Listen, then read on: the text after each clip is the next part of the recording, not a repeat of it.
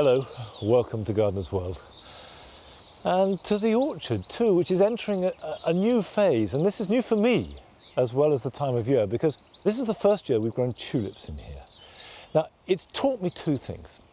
The first is that tulips in long grass look great. The second thing is that you need strong colours to match the intensity of the green of the foliage and the grass. Subtle tulips, like some of the paley yellow ones, actually rather get lost. You need vibrant colours, and so I'm going to add most of the tulips from pots into the orchard, and so those colours can battle it out.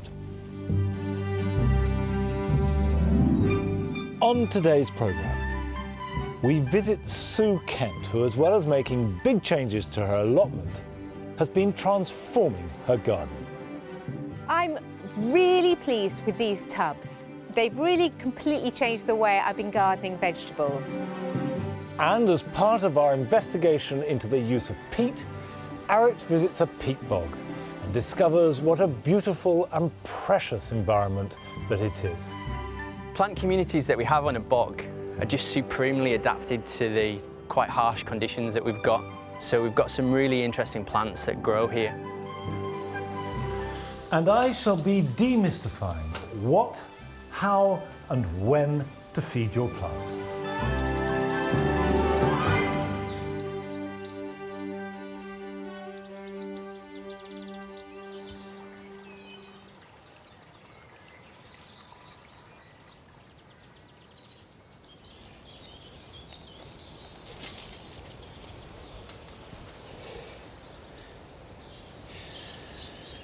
My citrus plants have spent the winter in the new greenhouse. However, they've had to be there a lot longer than normal because April has been so cold. We've had night after night of frost. And even now, the nights can get cold, so I need to have some fleece to hand to cover them if a frost is forecast. But when you bring your citrus outside, there are certain things that you need to look for. The first thing to notice is it's quite common for oranges and lemons to defoliate over winter, and that's because they've got too dry and too warm. And if you keep a citrus plant of any kind in a centrally heated house over winter, almost certainly it's going to drop its leaves. The good news is that they grow back very quickly, so don't worry. The second thing is, inevitably, you get certain yellowing of the foliage, mainly down to a feed deficiency. Now that can be resolved when we repot them. And the time to repot oranges and lemons is not now, but at the beginning of June, when they're growing strongly. Now, the way that oranges and lemons work is they produce their fruit on last year's growth. So you can see that this is covered in flower. And you can see that there is a lemon forming right at the tip there. But the older lemons, these ones here, which are ripe, you should pick them. By leaving fruit on the trees, you're taking energy away from new fruit. By and large, if you can pick them, then they're ripe. And you need to think about pruning them. So for example, here I've got some damaged growth, so I'm going to cut that back. I've got crossing growth in here, so I'm going to take that out. And these ones growing inward can all come out. What I'm doing is thinning it out so light and air can get in to ripen the fruit. Now, finally, at this stage, I like to give them a top dressing, a mulch of good garden compost, and that will just set it up for the new growing season. Keep it away from the trunk. As well as giving them this spring dressing of good compost, I will also feed them with liquid seaweed once a week for the rest of the summer. Now, a few weeks ago, we visited Sue Kent on her allotment, where she has decided to make some changes. And since we last saw her, she's been very busy indeed.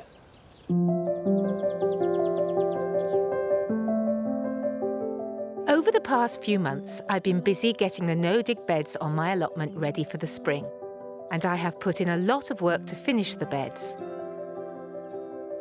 I've moved a bath in to catch rainwater, moved my shed to maximise space, and put posts and wires in ready for training fruit. And that's Princess Alice, my new scarecrow, who's been designed and made with me by my granddaughter.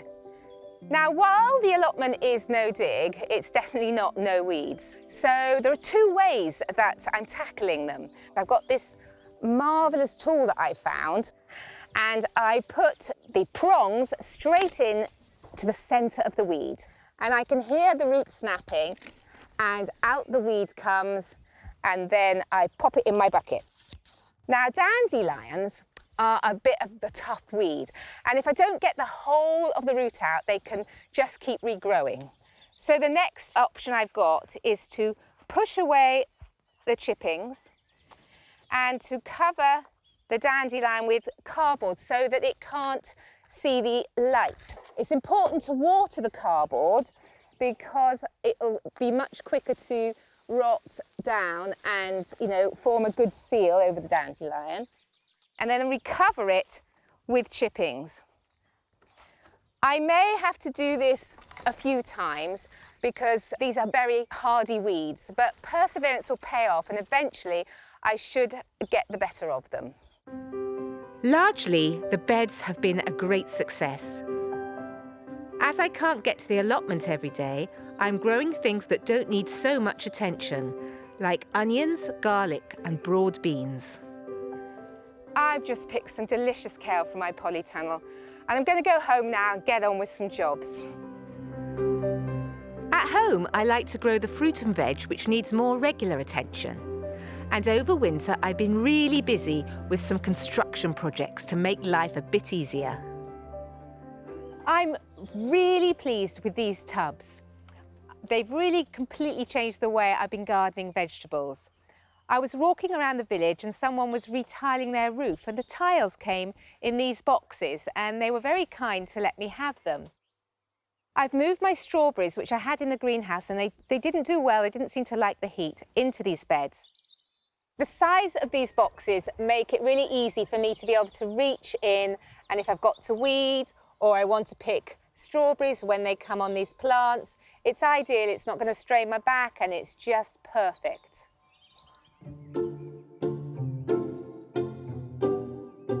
This is an area where I grow most of my greens, and greens need a lot of care and harvesting, so they need to be near the house so that I can make the most of them. In this tub here, I have got perpetual spinach. It's been very good, but it's got a bit tired, and so I'm going to dig it up, and I'm going to sow some lettuce here instead. I'm using this spade because I need a short-handled spade for the tubs, and it's just a seaside spade, but it's got a metal bottom, so it's really good for the job.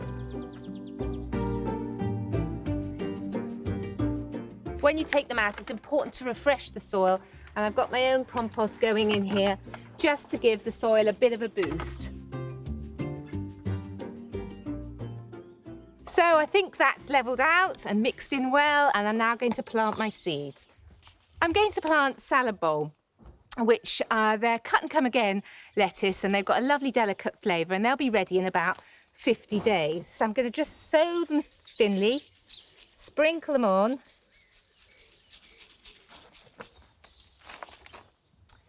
I'm going to cover them gently with a bit of compost. A very light covering indeed.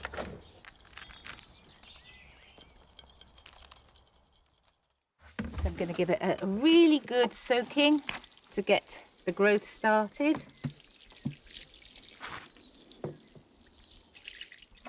Job done. But my real pride and joy is my new potting shed. I used to do my potting in the greenhouse, but the positioning was too low and made my back ache. It also got quite hot in there, and I ended up getting dehydrated lots of times. So I nagged and begged my son to make me this, and it's absolutely fabulous. It's made of reclaimed or unwanted materials, and it's been built just for me. So I really wanted it to be open to the elements as much as I can, yet protected from the weather. The bench is such a great height, it's just right for me. I've got everything visually on display and easily reachable on hooks, so that if I need something else, I can just bang another hook in. I'm going to be sowing some borlotti beans now. And here is my compost area where I fill everything up, and I can just reach and get my tools really easily. My compost bin is an old bed bath, and it's deeper than it looks, so it can house quite a lot of compost. And I'm going to be sowing the borlotti beans into cardboard tubes because, unlike plastic tubs, I won't have to take the bean and disturb its roots out of the pot, but the tubes will just rot down naturally with the bean inside.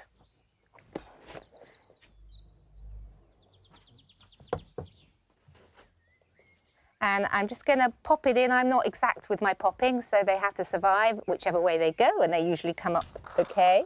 And then cover them with soil. So they're going to grow fully, and then they're going to dry on the vine, and then I'm going to harvest them, and I'm going to use them in the kitchen over winter. I did that last year, and they were deliciously creamy. So that will give me 10 beans plus those, which I think will be enough because it's only my husband and I that are eating. I'm not feeding a family of 10. I'm going to water them in. The cardboard will get a bit soggy, but it should hold up until the bean develops. I think they're ready to go. I'm going to go and put them in the greenhouse now, and then later on I'm going to take them up the allotment where they're big enough to survive on their own. There are so many jobs to do in the garden at this time of year, but it's important to take a break. I make iced tea from fennel and mint and the dandelions that plague my lawn. And that is just the pick-me-up I need for a bit more gardening later on.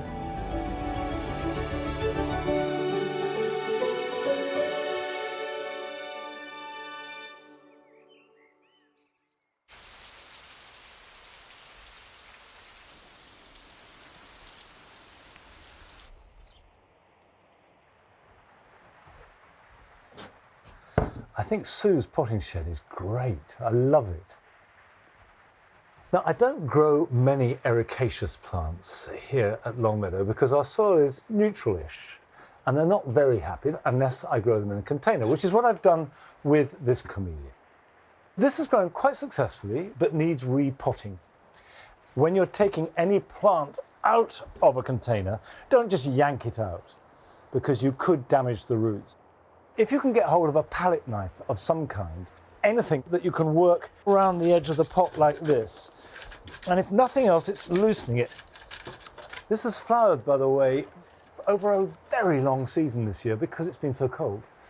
Normally, it would have finished flowering easily by now, but as a rule, immediately after flowering is the best time for repotting. Right, let's see now if that will come out. There we go. Now, if we put that to one side, we can see that these are fibrous roots, but they're completely packed. That's solid. Poor thing. I'm going to put that on its side and just break the roots. Now, if you break roots, it stimulates regrowth. And actually, when you're repotting something that's very root-bound, that's not a bad idea. Now, this is a new pot, which is not hugely bigger. It's a mistake to pot anything on into a much bigger container, because all you'll have is potting compost with no roots in it at all, and that will hold moisture like a sponge, and it can get too wet. Now, I'm going to use an ericaceous compost, and if you're using a peat-free ericaceous compost, there are two main types. One tends to be made from pine bark, and the other from bracken. Now, I've mixed it up with some perlite to keep the drainage nice and open, because what camellias like is an open, loose root run. So we'll put some in the bottom, like that. that will sit in there like that. And it will stay in this for about 3 or 4 years, and then we'll have to pot it on again, or take it out and prune the roots. Just pushing it down with my fingers, just making sure that it gets into all the nooks and crannies. Now, I will water this well and place it somewhere where it gets sunshine for at least half the day, but not where it will be scorched by burning sun or by strong winds. A little bit of shelter is necessary. And it's really important to water camellias regularly, at least once a week, in August, September and October, because that's when the buds are formed for next year's flowers. And if you've had a camellia where the buds have dropped off in spring before they open, it's almost certainly because it was too dry in late summer and early autumn. Now, we all have bits of our garden that we don't really know what to do with. Either they don't get enough light, or they're a funny shape, or the soil is full of rubble, just awkward corners. But we've been sent a film by one of our viewers where an awkward corner has not only been made really interesting, but also into a much needed refuge. Hello, I'm Bryony and welcome to my brand new bog garden here in West Sussex. We've made a space for wildlife here in this quite challenging corner of the garden. It's quite shady here and there are overhanging trees, and it's a really heavy clay soil. So we dug out by hand the broken bricks and the rubble to make the shape that you see here, with the raised edge and then the natural dip in the centre to make a pond. In the base, we added some gravel and an old holy hose so that if the bog garden does need topping up, you can top it up from here. Next came the water feature. You get a lovely effect of running water in the bog garden as well. The plants that we've added and especially adapted to the type of damp conditions that we have here. We've got marsh marigolds, we've got some water forget-me-nots, and the fantastically named false goat's beard. I have a very stressful job, and this time of 100% work from home has made it all the more intense. But for now, this space has got terrible reception and no Wi-Fi, and so it's the perfect place to come and relax and take a break away from the home office.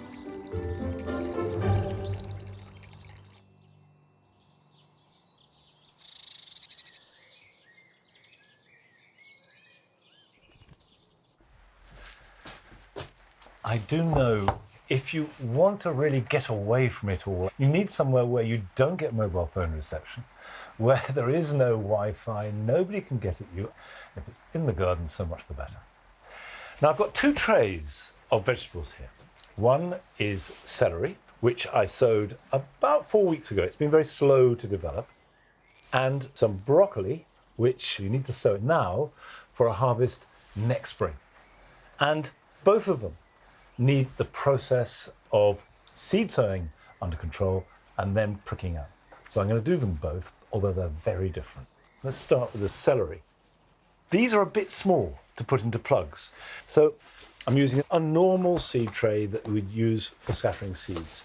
Fill it up with a good peat-free compost, and if at this stage you've got some of your garden compost that you've sieved and collected, it's great to add it to it, because celery is a hungry plant and really does better with plenty of nutrition and plenty of water.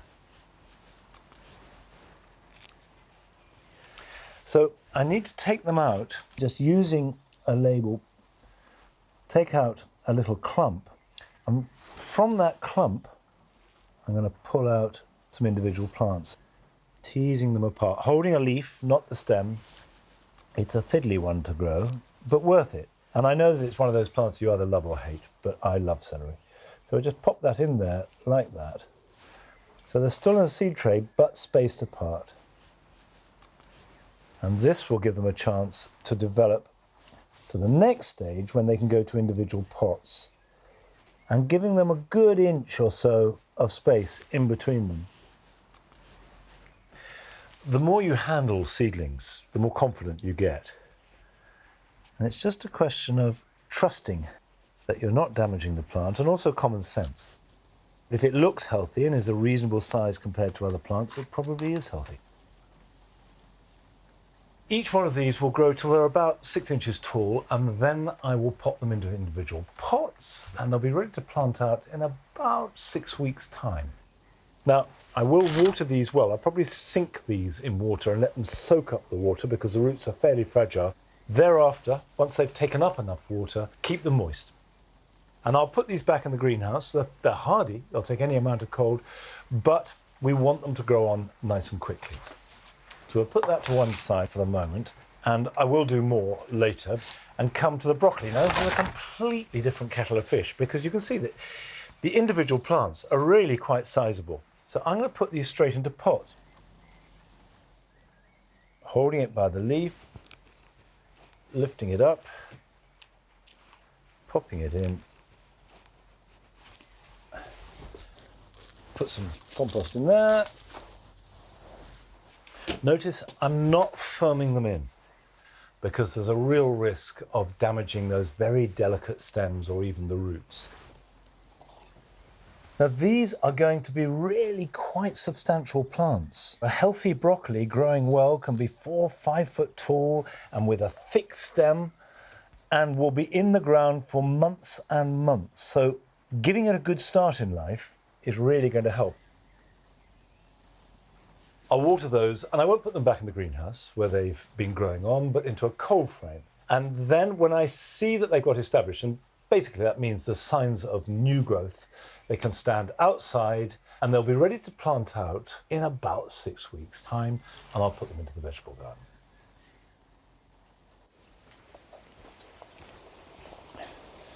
A few weeks ago, I took some dahlia cuttings, and here they are.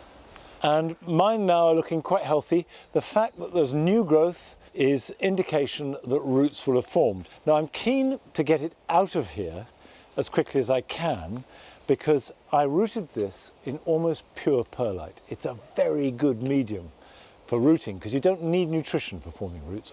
However, once those roots do form, then very quickly the plant will need much more nutrition, so it has to be potted on. Gently ease it out of the pot, and there you are.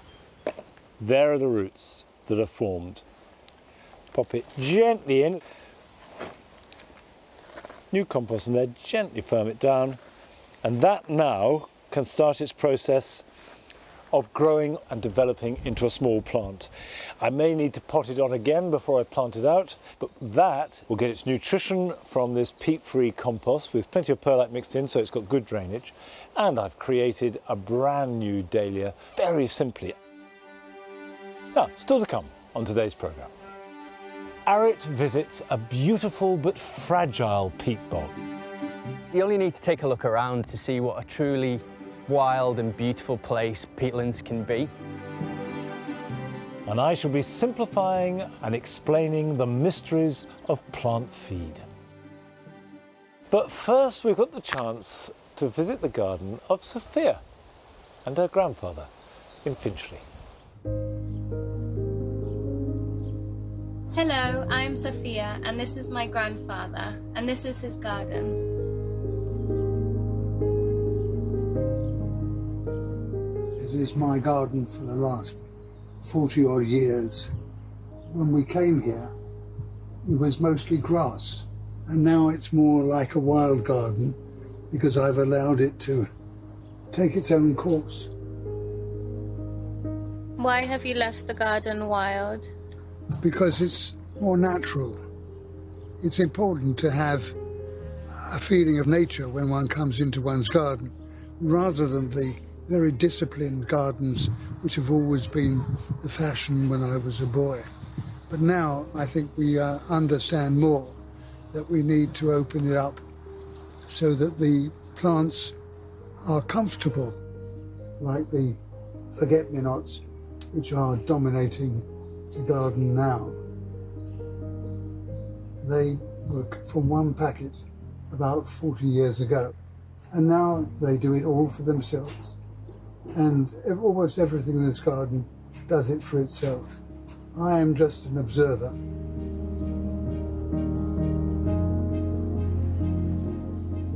This is self-seeded lesser celandine.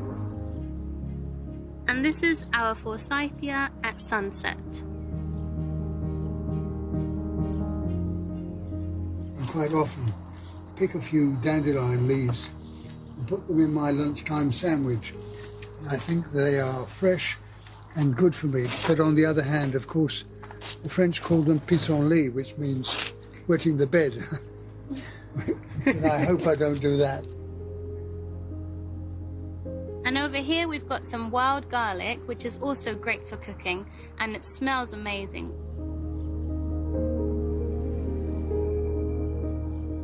The garden now, it reminds me of the wildness of the meadows in which I roamed as a small boy when I was evacuated from London to Sussex during the war.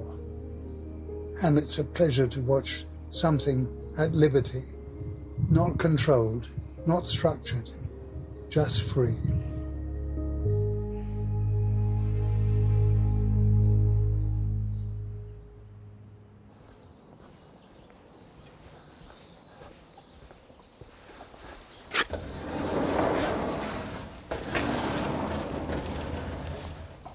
It's a fine balance between letting a garden go completely wild, in which case it ceases to be a garden really, and gardening, but allowing that lovely, free, unstructured element to come in and even dominate.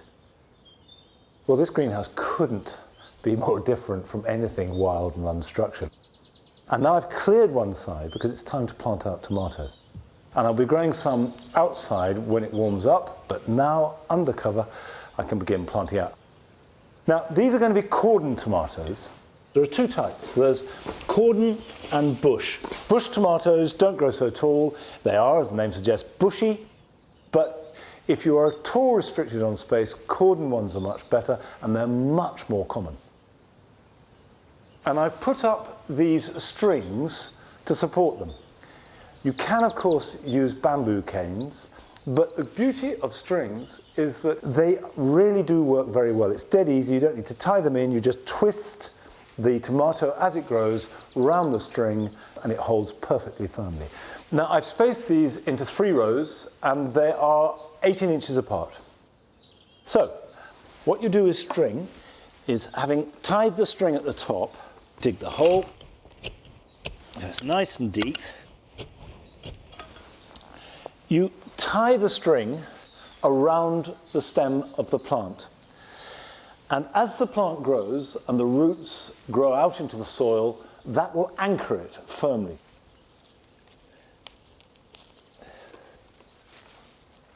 And it doesn't even have to be very tight. That is not going to go anywhere. Then we pull the soil back around it, firm it in really well. And already I can just wind that round the string to support it. This is a variety called Cour de Bouet, which means ox heart, and it has a very distinct heart shape.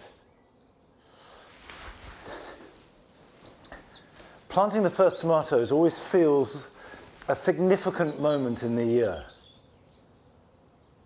If you're planting a tomato, you want to plant it deep, at least up to the first leaf. It will hold it more rigidly in the ground. But secondly, and most importantly, roots will grow from the stem, and these will be feeding roots. And by having extra roots, there is more capacity to take up food and therefore produce more fruit and growth. If, when you plant your tomatoes out, they're looking a little yellow, it means that they are being deprived of nutrients that they need. But don't worry, because once they get into fresh compost or soil, very quickly they take up the nutrients, and you'll notice that the new growth will all be a good lustrous green.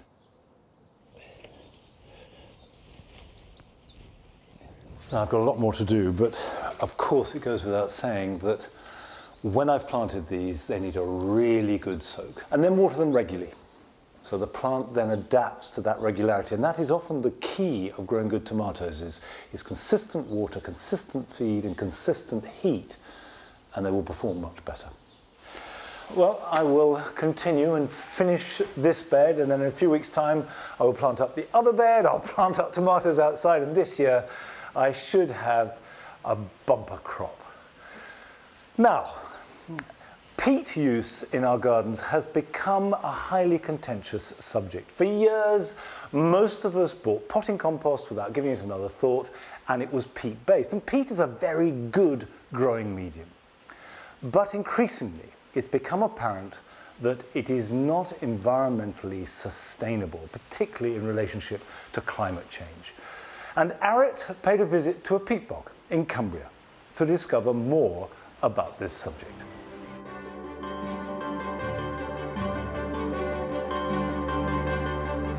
Peatlands, a type of wetland that occur on every continent. But what is a peat bog? Put simply, it's layer upon layer of vegetation that's lain untouched for thousands of years. Some even dates back to the last ice age.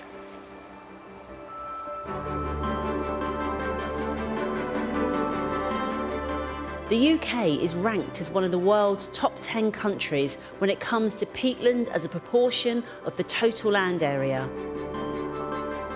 Here, it covers almost 12% of the country, and it performs a vital role. Peatland forms a unique ecosystem, helps in our flood defences, and is key in combating climate change. And did you know that peat bogs store twice the amount of carbon compared to the world's forests? That is astonishing. But there is a problem. Lowland raised bog, one of the 3 types of peatland habitat in the UK, has decreased by 94% in the last 2 centuries. That's because they've been drained for agriculture and forestry and extracted and burnt for fuel. Why should we gardeners care? Because nearly 60% of peat that is excavated is used by the horticultural industry and ends up in bags of compost and plants that we buy for our gardens. This is Roudesea Wood and Mosses National Nature Reserve in Cumbria, where Glenn Swainson is Senior Reserve Manager. He also shares a passion for gardening. You only need to take a look around, Arit, to see what a truly wild and beautiful place peatlands can be. I'm a really enthusiastic gardener, so I understand that as gardeners we're looking for a growing medium that's got really good consistency, that holds on to moisture and nutrients, and is cheap, and peat is all of those things. Yeah. But the problem with buying peat, you're inadvertently contributing to the destruction of a peatland like this somewhere around the world, Yeah. and contributing to climate change. This is a peat bog though, isn't it? So what makes it so vital? Where we are today is what's called a lowland raised bog, and as the name suggests, lowland raised bogs are found in the lowlands where you get really high rainfall. The raised part of the name comes from the fact that as the peat's building over time, you get this huge dome of peat right across the surface of the moss. Lowland raised bogs are really the bogs that have been targeted for peat milling for horticulture because of the fact that they've got so much peat on there, and they're probably quite accessible really. It is such a wonderful looking landscape. Kind of what sort of habitat does this create? Plant communities that we have on a bog are just supremely adapted to the quite harsh conditions that we've got. So it's very wet, it's quite acidic, Yeah. it's very low in nutrients. So we've got some really interesting plants that grow here. Let me show you this. Okay. Oh, this is weird. So spongy, isn't it? It's so strange. Sphagnum mosses are really the main peat forming species, and it gives it that living layer across the surface of the bog. It's like the bog skinning effect. Yeah. I mean, it's amazing material. If I just give this a little squeeze, it acts like a sponge. It can hold up to 20 times its own weight in water, and that's what keeps the surface of the bog wet. In terms of the wider landscape, they're really good at helping with flood prevention, so it's slowing the flow into the rest of the catchment and into the rivers and preventing flooding further downstream. But obviously there's other plants in amongst the sphagnum. This little tiny plant here is a roundleaf sundew. Wow. And you can see it's got these little kind of sticky hairs on the leaves. Basically it's insectivorous, so it catches little insects on those sticky hairs, and then the leaves curl around it and basically digest those insects who get its nutrients because it's such a low nutrient environment here. We've got things like bog myrtle, which if you squeeze it between your fingers, it smells absolutely gorgeous. Cranberry, cotton grass.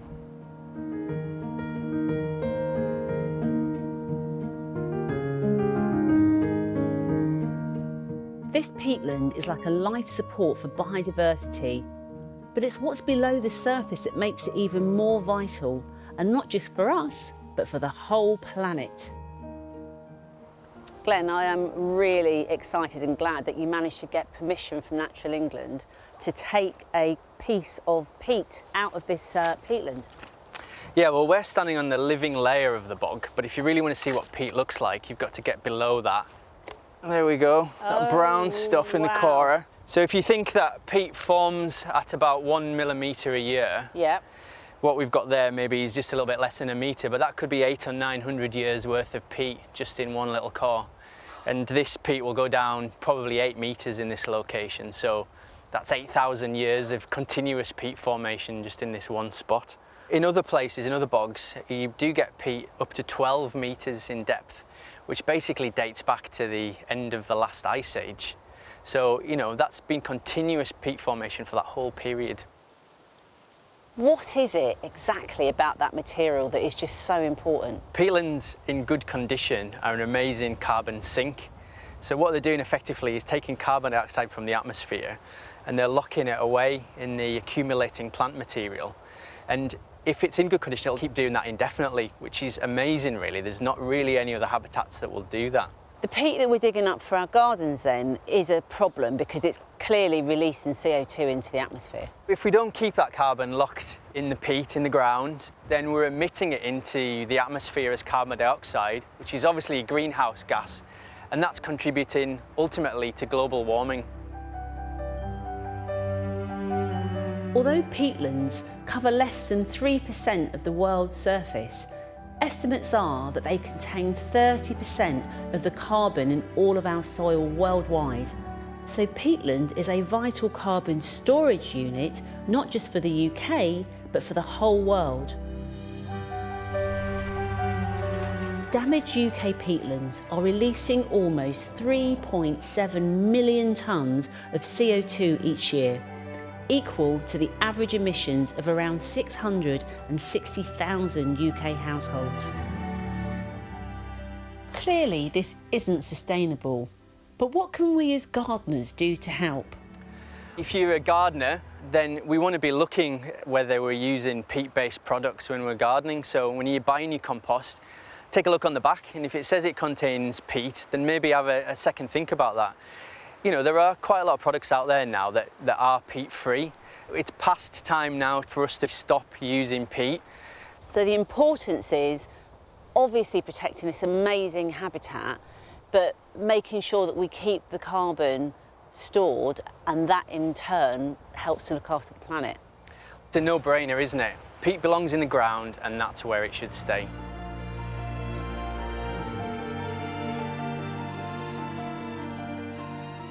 It is quite incredible standing in this amazing landscape, knowing that I'm stood on thousands of years worth of peat.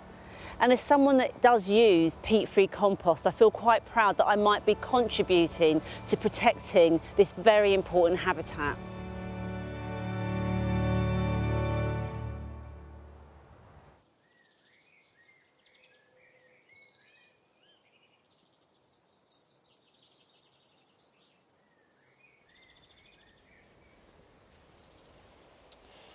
I think that shows very clearly something that perhaps not everybody was aware of, which is how beautiful and fascinating the whole peat ecosystem is and how fragile. And it all adds up to the fact that we just simply as gardeners cannot continue to use peat. And in a few weeks' time, ARIT will be looking to see what the trade is doing, as well as us gardeners, to solve the problem of removing peat in all its forms from our gardens. Now, one of the odd things about this spring, and it's been a pretty odd spring all round, is the way that the tulip season has been extended. It's as though the whole thing has been slowed down by the cold weather. So in a pot like this, we have Ronaldo, this lovely smoky purple colour. You've got Aladdin with its interior of yellow with this red exterior. And then Flaming Parrot, which hasn't yet opened. Here we are, well into May, and there is still flowering to come. We could, for the first time in my memory, have tulips flowering in the garden from March right through till June. But the one group of plants that I don't have flowering in this garden en masse, or hardly at all, are rhododendrons and azaleas. I've got one in a pot. And that's because I've always believed that our soil simply is not suitable.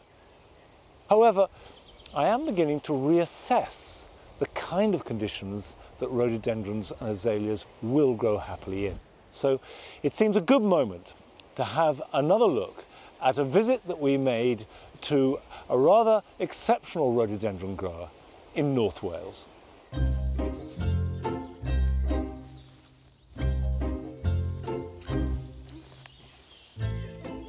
My name is Colin Mugridge. I was brought up in an RAF family, and when I was 18 I joined the Royal Air Force as a pilot. Now been retired 16 years. I was always very interested in plants. When I left the Royal Air Force, I was able to buy myself a property, and I chose as big a garden as I possibly could. In this garden were large plants, and they were rhododendrons, and that is where I got my interest from. I like rhododendrons because they're very showy plants. I believe they're one of the great flowering plants of the world.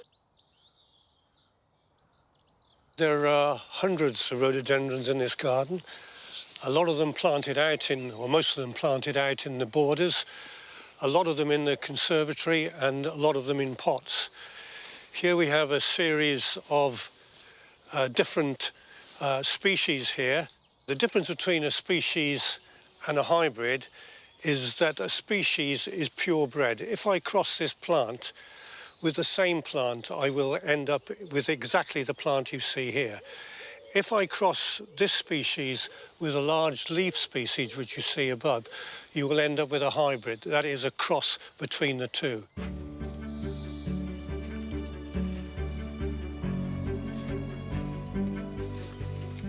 Well, I always thought, what would happen if I crossed one rhododendron flower with another rhododendron flower, each one being completely different, and to see what I ended up with.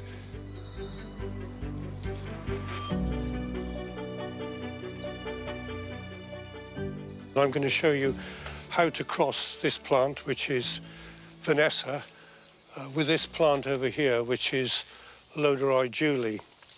The first thing we've got to do is choose the seed parent, and in this particular case, this will be Vanessa. So we find a bud that's just about to open. It hasn't fully opened, hasn't had an insect inside it.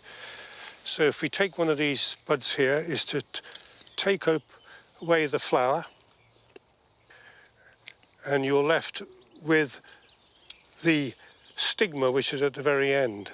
You then go to the pollen-bearing plant, and you find a plant with ripe pollen. Take away the flower, take away the pistil, and then with the ripe pollen, you wipe the ripe pollen on the end of the stigma.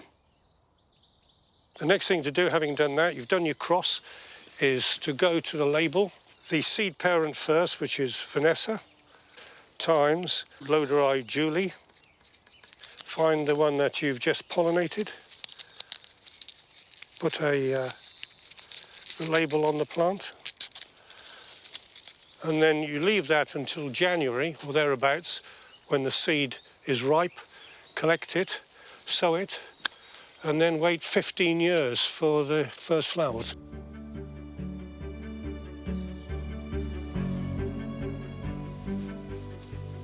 This is one of my favourite rhododendrons, a hybrid of mine, bred over 30 years ago. Just a good all-round plant. Nice flowers, good foliage, disease-free, deep green, and overall spectacular in flower. Only problem is, hasn't got a name. This is one of my hybrid rhododendrons. Out of every 100 seedlings that you get, you probably end up with 4 or 5 are excellent, and you would register those. Probably 30 or 40 would be rejects. This is one of them. I've rejected this plant because it's got the flowers growing between the new growth. So I'm putting the plant to good use, and I'm going to use the leaves as a basis for a mulch on my other rhododendrons.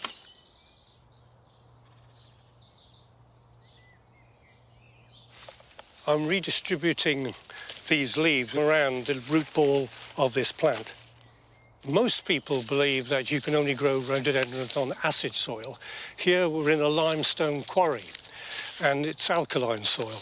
And the only way that these plants can be sustained on alkaline soil is by the recycling of the leaves. It's not something that's going to happen overnight. It's going to take quite a few years, maybe 2 or 3 years, before these leaves break down into a form of compost, producing a very, very healthy plant.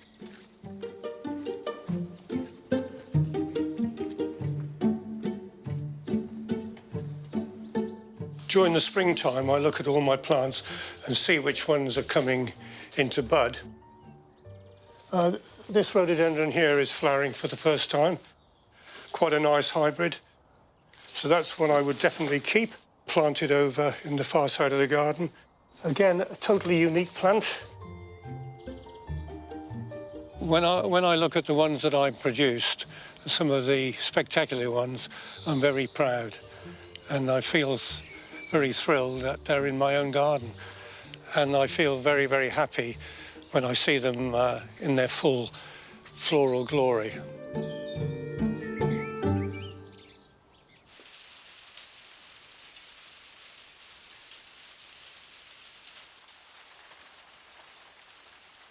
It is intriguing that the rhododendrons are growing in a lime quality, because one's always taught that rhododendrons are ericaceous-loving plants and that they need a low pH, although the mulching with the material is clearly significant. And this business of feeding a plant, giving it what it wants, I know can seem a mysterious, if not tortuous process. And I'd like to just simplify the whole question of feeding. And there are 3 main nutrients that have dominated plant feed, whether it's agricultural or horticultural, since the Second World War. These are nitrogen, phosphorus, and potassium. NPK. So if you have nitrogen, for example, that will boost the green growth, the foliage. Grass is the obvious example, and if a plant is short of nitrogen, it'll be stunted and may well start to turn yellow. And a really rich source of nitrogen to feed plants comes from manure, horse manure, cattle manure. But you need to make sure it's well rotted because it's too rich otherwise. But also typically chicken manure. This is chicken manure in pellets. The second ingredient, P, phosphorus, is essential to encourage germination, root growth, and the ability of the plant to take up other nutrients. Sources of that, bone meal is a traditional source. You can also get rock phosphates that you sprinkle onto the soil, and that will help the uptake. The final element, which is potassium, is potash, influences the development of flowers and fruit. This is wood ash, and I add this around my fruit trees, gooseberries for example. You can buy mixtures of pellets that you can add, and you can make your own feed that is rich in potassium from comfrey.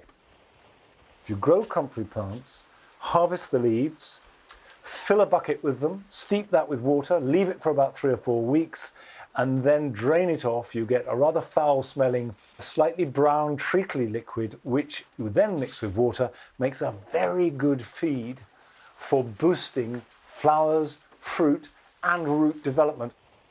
Nettles make a very good high nitrogen feed, as well as having potassium.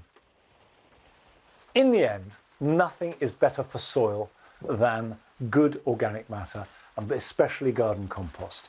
But if you can't make your own feed, you can't make compost, if you're going to buy a feed, you can't go wrong if you use a basic tomato feed.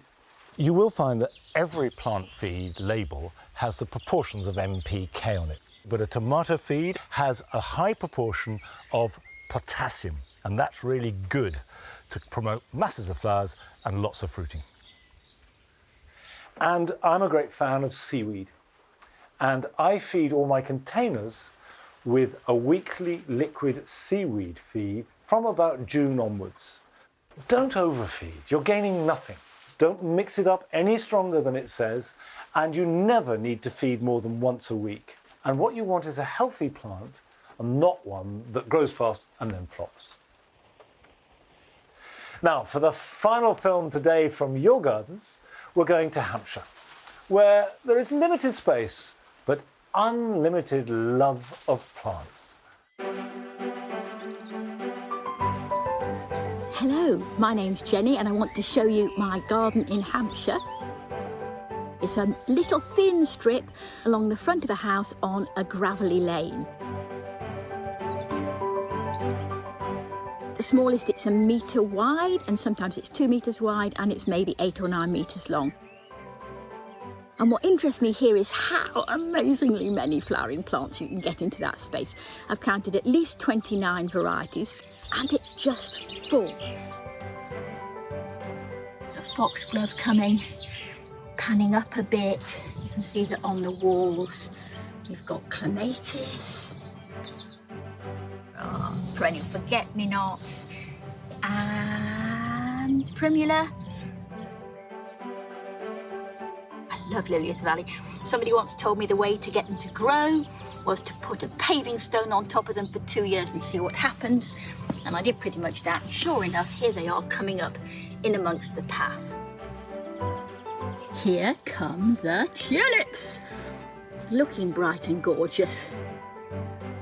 And then further along there's another small standard rose, and look at this quince.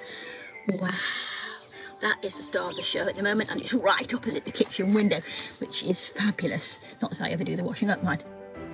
Right down here, there are still some violets. So, what a wonderful place, what a privilege. And everybody walking on the lane gets to look at it and smell it, hooray!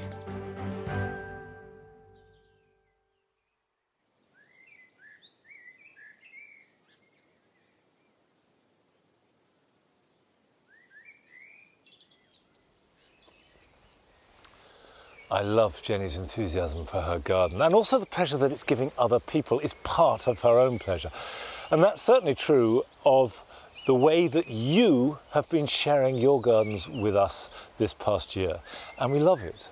It's added a whole new dimension of our enjoyment of gardens, so please keep them coming. Send us the magic that you feel from your garden so we can all enjoy it together. And if you go to our website, you'll get full instructions of how to do that. Now I'm just checking over this hydrangea, which you can see has been hit hard by all the frosts we had in April. And I know a lot of people have had a similar experience. But don't worry, it's not a disaster. It looks much worse than it is. The reason we tend not to prune hydrangeas in winter is to give them protection against exactly this sort of thing. So normally by pruning them in early April or mid-April, we have avoided frost damage. This year is exceptional. And the second thing is wait a little bit before you cut off the dead growth. Because quite often behind the dead leaf is a perfectly healthy bud waiting to grow. So what I'm going to do with these is wait until I'm absolutely sure there is no risk of frost. Let the new growth get established, another week or so, and then I will prune off any damaged or dead growth. And the moral of the story is don't be in a hurry to prune your hydrangeas in spring. Okay, that's a job to bear in mind for next year, but here are some jobs for this weekend.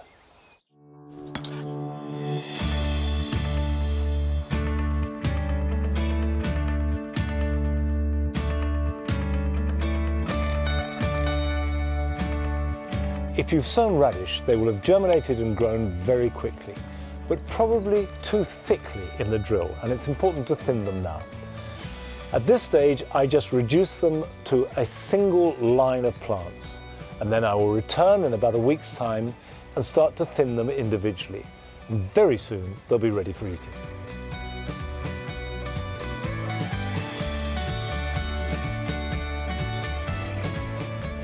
As the risk of a late frost becomes very small, it's a good time to plant out annuals like this calendula, and also half-hardy and tender types like cosmos as well.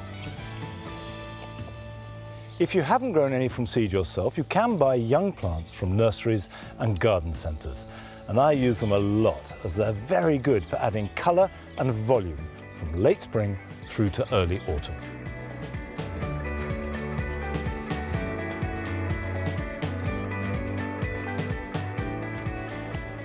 Basil is a herb that grows best with lots of heat and light, so it's not too late to sow some.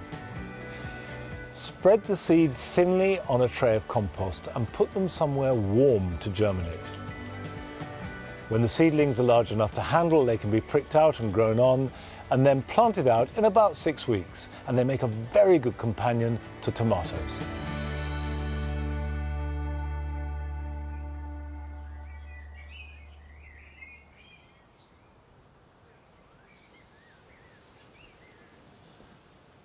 I've experimented with adding orange to these borders this year with a tulip called Request. And that orange combined with the blue of the clematis coming through has got real energy. And perhaps in this strange spring when we've had, quite frankly, very cold and sometimes rather miserable weather, that's what we need. Certainly Patty is freezing from the cold, but when we get some warmer weather, everything is just going to explode into growth. Now before we go, under normal circumstances, next week would be when Chelsea Flower Show will be on. Now, this year it's been moved to September, and I think a lot of us can't wait for that to happen. But if you need your Chelsea fix before September, Virtual Chelsea is being shown online again this year as it was last year, and you'll be able to get fresh content every day with advice and tips, as well as all your Chelsea favourites. And that will be available from next Tuesday. And I'll be back here at Longmeadow next Friday. So until then, bye-bye.